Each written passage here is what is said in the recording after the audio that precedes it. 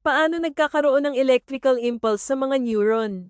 Ang bawat neuron ay may lumad na may tinatawag na mga gate, mga ion channel. Kapag ang isang signal ay kailangang may padala, ang ilan sa mga gate na ito ay bubukas at ang mga ion ay nagsimulang gumalaw ng mabilis papasok o palabas ng cell. Ang daloy ng mga ion na ito ay nagbabago sa singil ng kuryente ng lumad na lumilikha ng isang electrical impulse. Ang salpok ay naglalakbay kasama ang neuron at nagpapadala ng impormasyon sa iba pang mga selula. Kung paano ka nakikipag-usap, nakakagambala ka man, nagsasalita ng mabilis at emosyonal, o sa kabaligtaran. Kung ikaw ay walang pakialam, kung paano ka mag-scroll sa isang newsfeed sa iyong telepono. Kung nagmamadali ka o gumagalaw ng mabagal, ay higit na nakadepende sa balanse ng mga ayon. Kapag ang balancing ito ay nag-ambala, ang isang tao ay maaaring maging sobrang irritable, o sa kabilang banda, matamlay. Ang bawat paggalaw at reaksyon ng ating katawan ay batay sa mga electrical impulses sa mga neuron at iba pang mga selula. Halimbawa, kung hindi mo sinasadyang mahawakan ng isang mainit na bagay, ang mga nerve fibers ay agad na nagpapadala ng signal sa utak na nag-uutos sa mga kalamnan. Hilahin ang iyong kamay. Kung walang mga electrical impulses, hindi magagawa ng katawan na mapanatili ang isang matatag na panloob na estado. Homeostasis. Kahit na ang immune system ay hindi maaaring gumana ng walang electrical impulses. Ang bilis at lakas ng pagtugon ng bawat immune cell ay direktang nakasalalay sa kalidad ng paghahatid ng impulse. Ang mga emosyon at pag-iisip ay wika rin ng mga electrical impulses. Kapag nakakaramdam ka ng kagalakan, kalungkutan, pananabik, pag-ibig, o paggunita ng isang alaala, ang maliliit na electrical spark ay tumatakbo sa pagitan ng mga neuron. Para silang mga mensahe sa pagitan ng magkakaibigan. Nagsusulat ang isang neuron, nagbabasa ang isa, at ipinapasa ito. Sa pamamagitan ng mga tanikala na ito, ipinanganak ang mga pag-iisip, emosyon, at mga desisyon. Kapag may natutunan kang bago, iyon din ang gawain ng mga electrical impulses. Lumilikha sila ng mga bagong koneksyon sa neural, na parang naglalagay ng maliliit na landas sa utak na nagpapadali para sa mga impulses na maglakbay mamaya. Kahit na sa simula pa lamang ng buhay, kapag ang isang sperm cell ay nagpapataba sa isang itlog, isang hindi pangkaraniwang pangyayari ang nangyayari. Ang contact na ito ay nag-trigger ng isang cascade ng biochemical reactions. Kabilang ang paglabas ng bilyon-bilyong zinc ions. Ang salpok na ito ay kumikilos tulad ng isang start button na nagpapagana sa itlog at nagpapasimula sa mismong proseso. Kung saan ang hinaharap na embryo ay nagsisimulang bumuo. Bihira nating isipin ang ating sarili bilang mga electrical system, gayunpaman. Ganyan talaga ang paggana ng ating katawan. Ang kalikasan ay lumikha ng isang perpektong disenyo kung saan ang hindi mabilang na mahahalagang proseso at pakikipag-ugnayan ay nagaganap sa pamamagitan ng mga electrical impulses. Ngunit may isang bagay na hindi inaasahan ng kalikasan, na ang mga tao ay lilikha ng isang kaaway na may kakayahang makalusot at makagambala sa perpektong mekanismong ito. Sa pag-aaral ng micro at nanoplastics, natuklasan namin na ang kanilang pinakamapanganib na sandata ay hindi nakikita. Ito ay isang electrostatic charge na naipon at pinananatili ng mga particle na ito. Ang singil na ito ay nagsisimulang sirain tayo mula sa loob, simula sa pinakapundasyon ng buhay, ang selula. Sa loob ng cell, ang mga naka-charge na nanoplastics ay nagdudulot ng pinakamalaking pinsala. Sinisira nila ang mga komunikasyon sa pagitan ng mga selula. Nag-trigger ng mga programa sa pagsira sa sarili, at inaalis ang mga cell ng kanilang kakayahang bumuo ng enerhiya para sa pagpapanatili ng buhay. Ang tanong, paano ito ginagawa ng mga plastic? Paano nasisira ng micro at nanoplastics ang mga selula ng katawan? Pagkagambala ng mga pakikipag-ugnayan sa pagitan ng mga neuron. Ang electrostatic charge sa napakaliit na sukat ay nagpapahintulot sa mga nanoplastic na particle na tumagos sa loob ng mga selula ng tao. Ang epekto ng nanoplastic sa pag-andar ng cell ay maaaring malinaw na masubaybayan sa mga neuron. Mga selula ng sistema ng nerbiyos. Dahil ang kanilang pag-andar ay direktang nauugnay sa pagbuo at paghahatid ng mga decorrienting signal.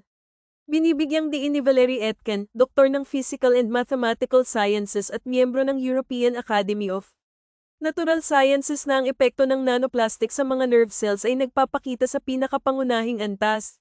Malaki ang impluwensya ng nanoplastic sa pagbuo at paghahatid ng mga neural impulses sa pamamagitan ng maramihang mga Mekanismo na nakakagambala sa transportasyon ng ayon at ang aktibidad ng elektrikal ng mga neuron na responsable sa pagpapadala ng mga signal ng nerve sa katawan. Ang bawat neuron ay gumagana tulad ng isang maliit na baterya. Ito ay patuloy na nagpapanatili ng pagkakaiba sa singil ng kuryente sa pagitan ng loob at labas ng lamad nito. Nagbibigay daan ito sa neuron na maging handa na magpadala ng signal sa tamang sandali. Ang naka-charge na nanoplastic ay nakakagambala sa maselang balancing ito, na ginagawang hindi mahuhulaan ang pagkilos ng cell. Ang isang neuron ay maaaring mag-activate ng maaga, tulad ng isang ilaw na kumikislap ng walang utos, o sa kabaligtaran, hindi makapagpadala ng signal kapag kinakailangan. Ang ganitong interference ay nakakaabala sa operasyon ng buong neural network, tulad ng isang lungsod na nakakaranas ng pagkawala ng kuryente, kung saan ang mga kapitbahayan ay sunod-sunod na nagdidilim, na humahantong sa blackout. Bilang karagdagan, tulad ng ipinakita ng pananaliksik na isinagawa ng mga siyentipikong Tsino mula sa Southern Medical University sa Guangzhou, ang nanoplastic ay nakakasagabal sa pagpapatakbo ng mga channel ng ayon. Ang nanoplastic na may dalang electrostatic charge ay maaaring makipag-ugnayan sa mga channel na ito at baguhin ang kanilang istruktura. Bilang resulta, ang mga gate ay maaaring mabigang bumukas o manatiling bukas ng napakatagal. Nakakaabala din ito sa normal na paghahatid ng signal sa buong sistema ng nerbiyos. Kapag naganap ang mga electrostatic na pakikipag-ugnayan sa mga naka-charge na lipid ng lamad, nagdudulot sila ng muling pamamahagi ng mga naka-charge na lipid at protina sa loob ng lamad, na humahantong sa kapansanan sa paggana ng mga lipid membrane na ito. Nagre-resulta ito sa mga localized na pagbabago sa konsentrasyon ng ayon at pagbuo ng mga gradient ng konsentrasyon ng ayon sa paligid ng mga naka-charge na particle. Ang paggana ng mga ion pump na mahalaga para sa pagpapanatili ng balanse ng ayon ay naabala. Ang mga bomba ng ayon ay mga mekanismo na gumagalaw ng mga sangkap laban sa mga gradient ng konsentrasyon nito. Isang prosesong kilala bilang aktibong transportasyon. Kapag ang mga prosesong ito ay naging hindi balanse, sila ay nag-iipon ng enerhiya na sa kalaunan ay magagamit ng mga biological system upang magsagawa ng trabaho. At sa gayon, ang gawain ng mga bombang ito ay maaaring maputol. Ngunit isa ito sa mga pangunahing mekanismo na pinagbabatayan ng biological na aktibidad. Ang paghahatid ng signal sa pagitan ng mga neuron ay isang komplikado ngunit kapansin-pansing pinag-ugnay na proseso ng komunikasyon ng electrochemical kung saan ang mga espesyal na molekula, mga neurotransmitter, ay gumaganap ng isang mahalagang papel. Ang mga molekulang ito ay kumikilos bilang mga surir, na naglilipat ng impormasyon mula sa isang neuron patungo sa isa pa sa isang mahigpit na pagkakasunod-sunod na paraan.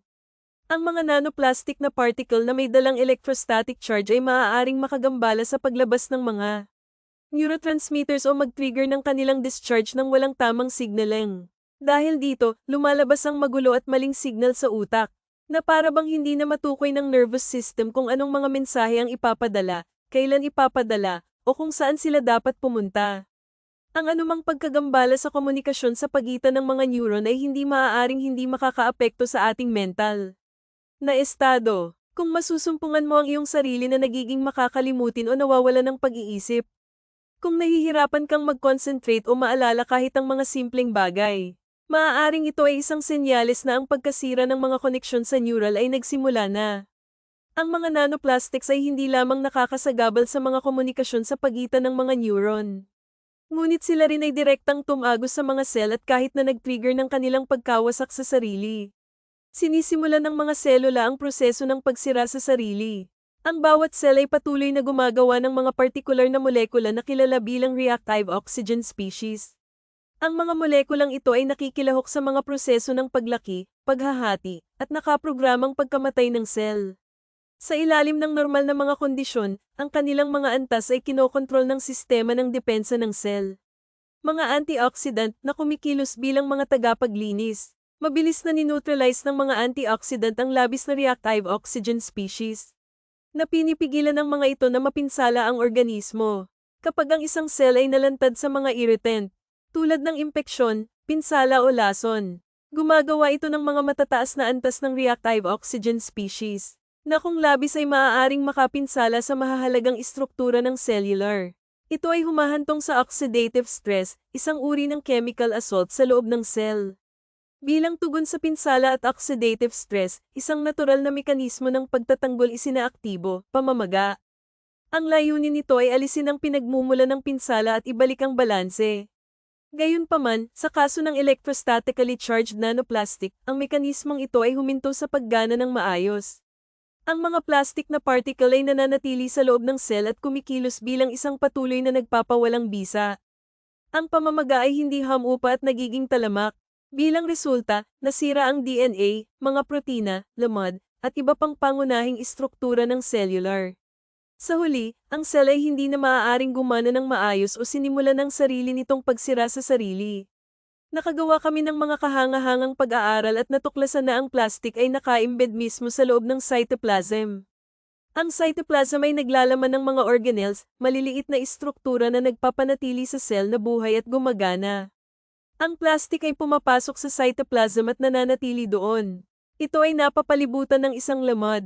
Katulad ng cell membrane, inihihiwalay ito ng cell dahil gusto nitong sirain ito.